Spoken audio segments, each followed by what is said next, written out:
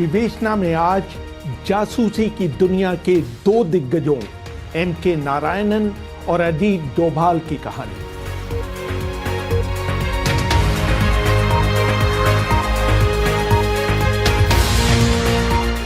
अभिवादन स्वीकार करिए रेहान फजल। आमतौर से खुफिया एजेंसी के प्रमुख अपनी आत्मकथा लिखने से कतराते हैं और अगर लिखते भी हैं तो अपने साथियों का खुलेआम जिक्र करने से परहेज कर जाते हैं। रिसर्च एंड एनालिसिस विंग के प्रमुख रहे अमरजीत सिंह दुलत की हाल में प्रकाशित आत्मकथा a life in the shadows a memoir इस मामले में अपवाद है। उन्होंने अपने बॉस रहे एम.के. नारायणन और अपने जूनियर रहे अजीत डोभाल की कार्यशैली पर अपनी बेबाक राय प्रकट की है। दुलत लिखते हैं, मैंने इंटेलिजेंस ब्यूरो के दिल्ली मुख्यालय में डेस्क पर एक विश्लेषक के रूप में 4 साल बिताए हैं।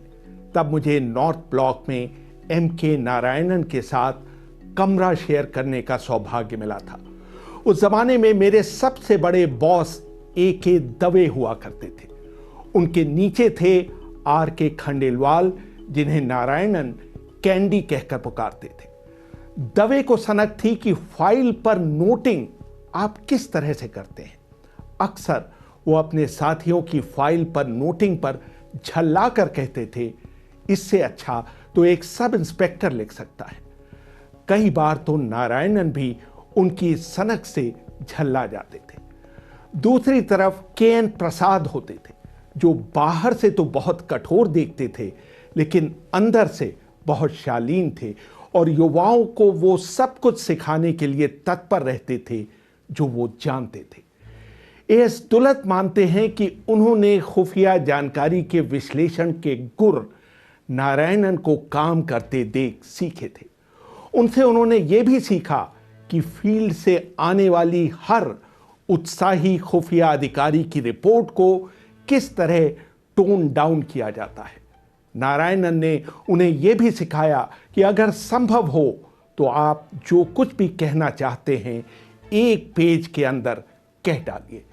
दुलत लिखते हैं, जब नारायणन के पास किसी विषय की फाइल आती थी तो वो उसे अपने पास कुछ समय के लिए रखते थे और उस पर गहन मंत्रणा करने के बाद अपना प्रेजेंटेशन देते थे। भारतीय खुफिया एजेंसियों में साम्यवाद के सबसे बड़े विशेषज्ञ नारायणन थे। उस समय उनसे मेरा संपर्क सीमित रहा करता था, लेकिन मुझे हमेशा यह एहसास रहता था कि मैं एक महान व्यक्ति की उपस्थिति में काम कर रहा हूं। बाद में मुझे इस तरह का एहसास आर.एन. काओ की उपस्थिति में भी हुआ था। काओ साहब नारायणन से इस मामले में अलग थे कि वो बहुत चुपचाप रहते थे और लोगों से कम खुलते थे। उनके बारे में कहानी मशहूर थी कि जब तक वो रॉ के प्रमुख के पद पर रहे, उनकी तस्वीर न तो किसी पत्रिका में दिखाई दी और न ही किसी अखबार में। नारायणन जहां प्राप्त जानकारी का काफी समय तक विश्लेषण करते थे, काओ एक्शन में विश्वास करते थे। वो ऑपरेशन मैन थे जिनको अपने सहज ज्ञान पर बहुत भरोसा था।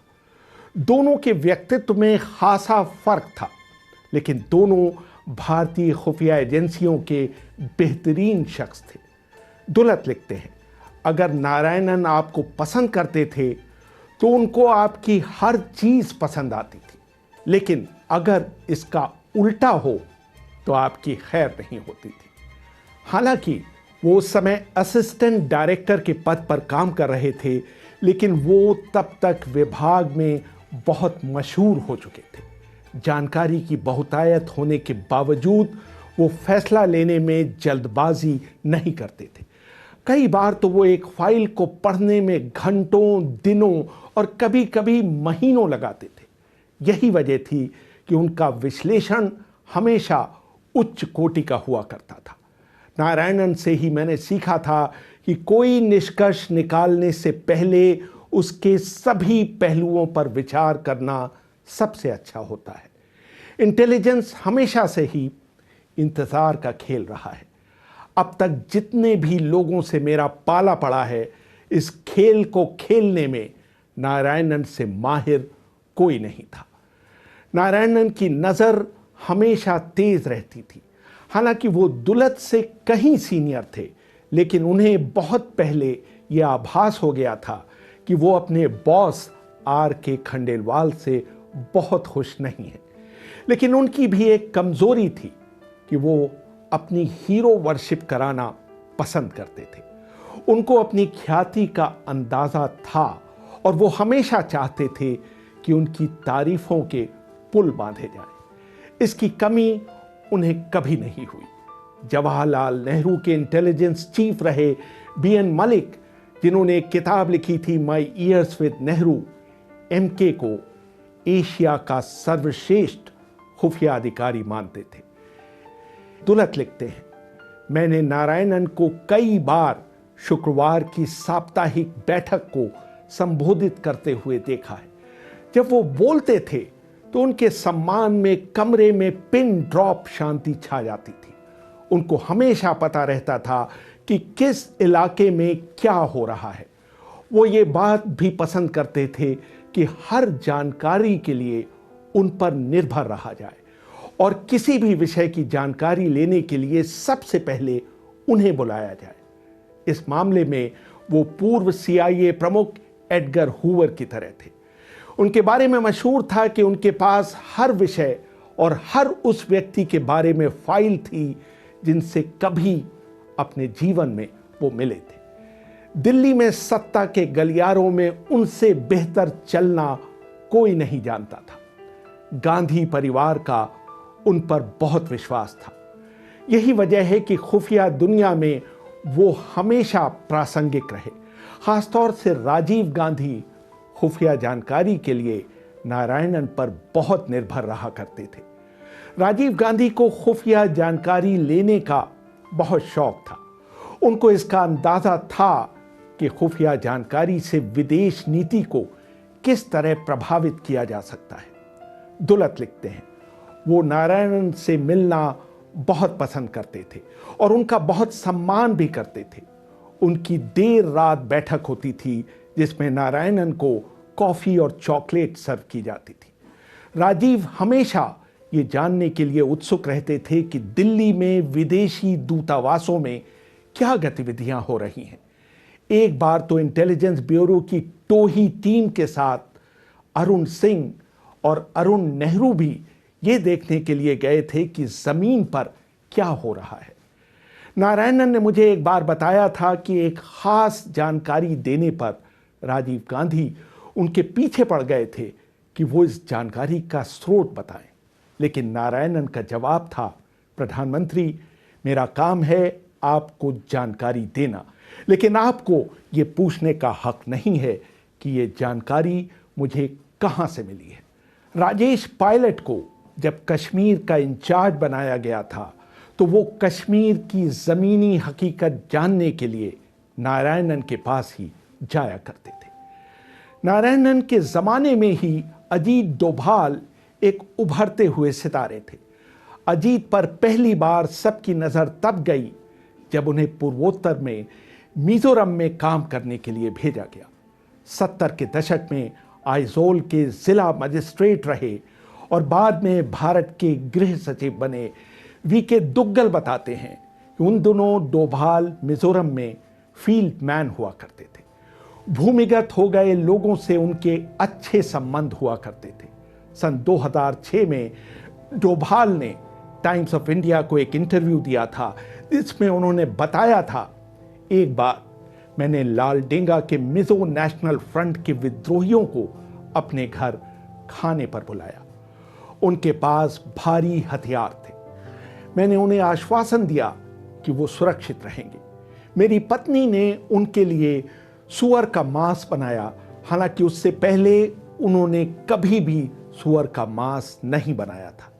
ये विवरण बताता है कि जरूरत पड़ने पर डोभाल लीग से हटकर काम कर सकते थे। सन 1982 से 1985 तक कराची में काउंसिल जनरल रहे G. पार्थसारथी बताते हैं कि डोभाल ने ही सबसे पहले नवाज शरीफ से संपर्क स्थापित किया था। तब उन्होंने पाकिस्तान की राजनीति में उभरना शुरू किया ही था। जब 1982 में पाकिस्तान के दौरे के दौरान भारतीय क्रिकेट टीम लाहौर पहुंची थी, तो डोभाल के कहने पर ही नवाज शरीफ ने अपने घर के लॉन में भारतीय टीम को दावत दी थी। सन 1988 में हुए ऑपरेशन ब्लैक थंडर 2 में डोभाल की भूमिका ने उनकी ख्याति में 4 चांद लगा दिए थे। उनके जीवनीकारों का कहना है कि जब चरमपंथी स्वर्ण मंदिर के अंदर घुसे हुए थे, तो डोभाल भी अंडर कवर के रूप में मंदिर के अंदर घुसे हुए थे।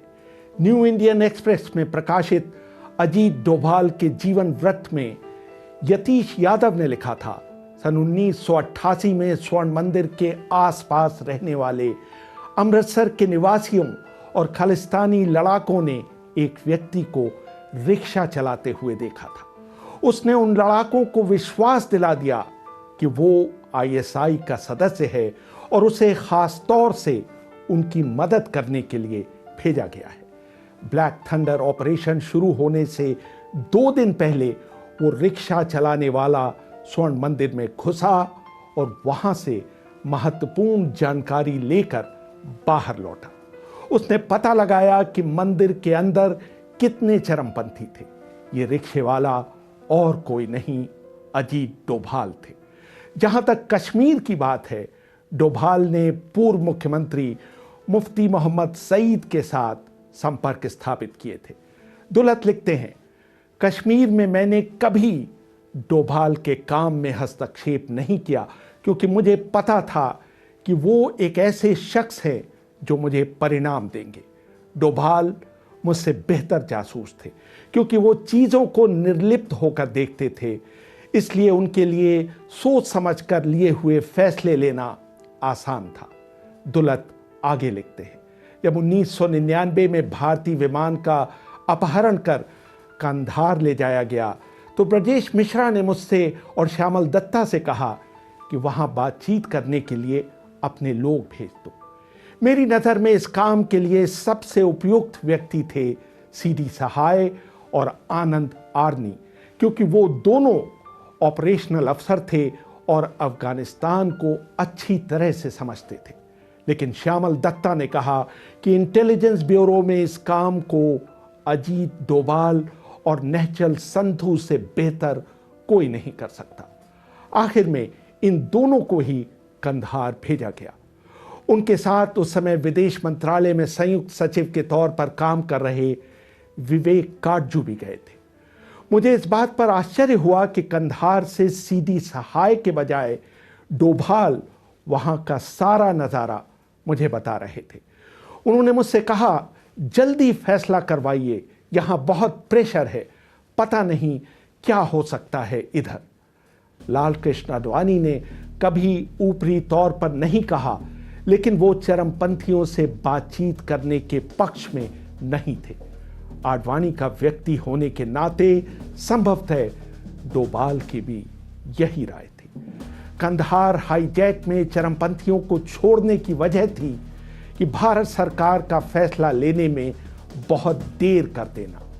हमारे विमान के भारतीय सीमा से बाहर निकलते ही चीज़ों पर हमारा नियंत्रण समाप्त हो गया था।